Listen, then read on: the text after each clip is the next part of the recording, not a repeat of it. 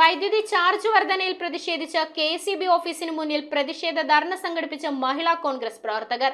Edakochi KSEB ഓഫീസിന് മുന്നിൽ നടന്ന ധർണ DCC general secretary NR Sreekumar ഉദ്ഘാടനം ചെയ്തു.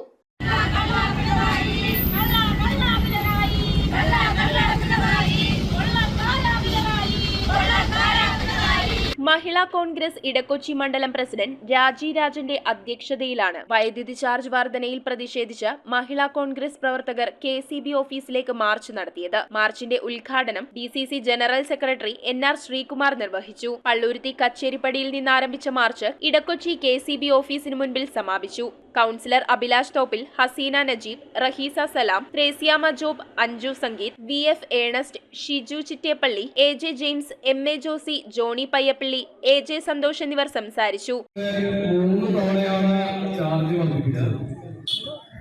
ഇപ്പോൾ നമുക്കറിയാം 16 പൈസയാണ് KSEB ഇന്നലെ വർദ്ധിപ്പിച്ചിരിക്കുന്നത്. ഈ 16 പൈസ എന്ന് പറയുമ്പോൾ നമ്മളൊന്ന് 16 പൈസയിലെ കുഴപ്പമില്ല എന്ന് പറയാം. പക്ഷേ 14 രൂപ മുതൽ 300 രൂപ വരെയാണ് ഓരോ യൂണിറ്റിൽ ഉപയോഗത്തിനനുസരിച്ച് കൂടുവാനായിട്ട് പോകുന്നത്. News bureau, Kochi.